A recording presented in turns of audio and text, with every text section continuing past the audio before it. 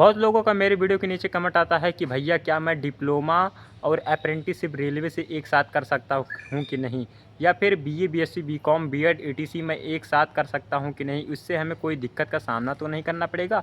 और बहुत लोगों का मेरे वीडियो के नीचे कमेंट आता है कि मैं रेलवे अप्रेंटिस करना चाहता हूँ, लेकिन जो मेरा आईटीआई है वो मैं प्राइवेट से किया हूँ, तो क्या मुझे वहाँ डीवी के समय कोई दिक्कत होगा कि नहीं। ये बहुत ही अच्छा और बहुत ही मज़ेदार क्वेश्चन है। आज मैं इसी बात पे चर्चा करूँगा कि यदि आप आईटीआई किए हैं और वो भी प्राइवेट से, तो क्या आपका सिलेक्शन होगा कि नहीं, आपको रिजेक्ट कर दिया जाएगा।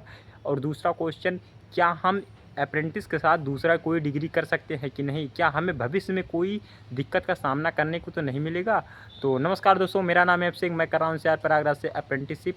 और अप्रेंटिसशिप का मेरा 4 मंथ कंप्लीट हो गया और इस आज 4 मंथ की जर्नी में काफ़ी ज़्यादा अच्छा लगा और काफ़ी ज़्यादा कुछ सीखने को मिला। और 8 मंथ मेरा रेलवे अप्रेंटिस बचा है और देखते ही देखते ये 4 मंथ जैसे गुजर गया, ऐसे ही 8 मंथ और गुजर जाएगा।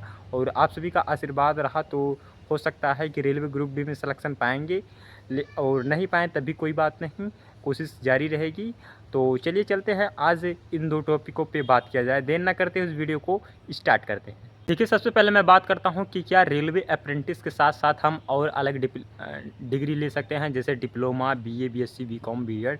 तो चलिए चलते हैं, बताते हैं हम आपको। यदि आप चाह रहे हैं कि मैं रेलवे से अप्रेंटिस के साथ साथ मैं और डिग्री भी लूँ, मान लिया जाए कि इस वक्त आपको ना प्रॉब्लम हो, लेकिन आपको भविष्य में बहुत ज़्यादा प्रॉब्लम का सामना करने को पड़ सकता है, क्योंकि अब क्या हो गया है, हर एक चीज़ बायोमेट्रिक अपडेट हो गया है। यानी कि आपका हर एक चीज़ फिंगरप्रिंट द्वारा हो रहा है। तो जैसे ही आप मान लिया जाए किसी एग्ज़ाम के लिए जाते हैं या फिर कहीं आपका सिलेक्शन होता है किसी नौकरी में, वहाँ पर आपका डीवी में यहाँ पर फिंगर लगेगा, तो सारा का सारा आपको बायोडाटा निकल जाता है कि आपने इस सन में रेलवे अप्रेंटिस भी की और इस सन में एक साथ डिप्लोमा किया या बीए, बीएससी या और कुछ अन्य डिग्री आपने हासिल किया। तो ये बहुत बड़ा मुश्किल आपको हो सकता है। और इसमें क्या होता है कि अब नियम बदल चुका है, कानूनी कार्रवाई भी आपके ऊपर हो सकती है। तो इसीलिए यदि आप सोच रहे हैं कि रेलवे अप्रेंटिस के साथ साथ मैं कोई अन्य डिग्री और करूं, तो ये बिल्कुल मत कीजिएगा, क्योंकि भविष्य में ये आपके लिए बहुत ही ज़्यादा मुश्किल पैदा कर सकता है। तो इसीलिए यदि आप रेलवे अप्रेंटिस कर रहे हैं तो रेलवे अप्रेंटिस करिए, और करना चाहते हैं तो इसको पूरा कीजिए, एक साथ डिग्री मत लीजिएगा। और एक सवाल और मेरे वीडियो के नीचे आता है कि भैया मैं रेलवे अप्रेंटिस कैसे करूं, मैंने तो आईटीआई प्राइवेट से किया है, तो क्या मेरा सिलेक्शन होगा कि नहीं, या फिर मैं रिजेक्ट हो जाऊंगा जब रिजेक्शन लिस्ट जारी होगी, या फिर मैं डीवी के समय रिजेक्ट हो जाऊंगा। तो ये आप लोगों का जो डाउट है आज मैं आप लोगों को बता देता हूं कि रेलवे अप्रेंटिस में यदि आप प्राइवेट से आईटीआई किए हैं तो आपका सिलेक्शन होगा कि नहीं। तो चलिए चलते हैं, बताते हैं। देखिए, आरआरसी जो होता है वो केवल ये कहता है कि आपका जो आईटीआई होता है वो एनसीबीटी वो या एससीबीटी मान्यता प्राप्त होना चाहिए।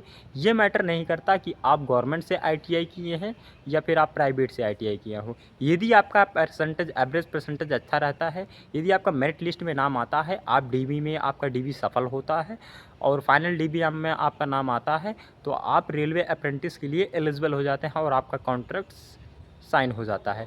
तो ये माइंड में अपने जो बैठा के रखा है कि नहीं मैं रेलवे अप्रेंटिस तो नहीं कर सकता, मेरा तो प्राइवेट से आईटीआई है, ऐसा कुछ भी नहीं होता।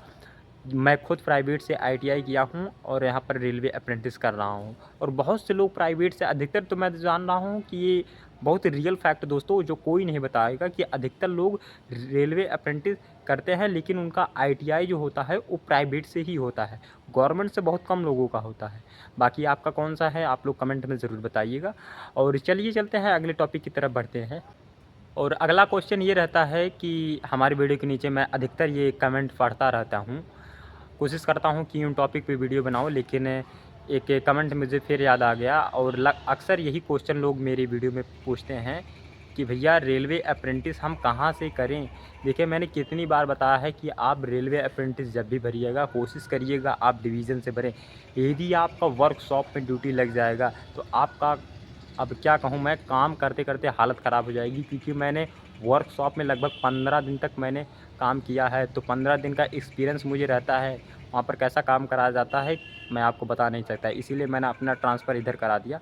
और मैं एक वीडियो बनाऊंगा कि आपका यदि ट्रांसफ़र आपको करवाना है वर्कशॉप से डिवीज़न में या फिर डिवीज़न से वर्कशॉप में, तो आप किस तरीके से अपना ट्रांसफ़र करवा सकते हैं। ये एक वीडियो बनाऊँगा और किस तरीके से आप वहाँ पर जा सकते हैं और अपने रेलवे अप्रेंटिस को बेहतर बना सकते हैं। और एक चीज़, जब आपका रेलवे अप्रेंटिस में कॉन्ट्रैक्ट सिग्नेचर हो जाता है, कॉन्ट्रैक्ट साइन हो जाता है, तो आप लोगों को जो वहाँ पर सीडीओ होते हैं, वहाँ पर पूछते हैं कि आपको कौन-सी जगह आपको पोस्टिंग आपका किया जाए, तो वहाँ आप लोग पहले से ही अपना तैयार रहिएगा कि मुझे इस जगह मेरा ड्यूटी यहाँ पर कर दीजिए। रिक्वेस्ट करके आप कुछ भी करा लेंगे तो आपका ड्यूटी वहाँ पर लगा दिया जाता है।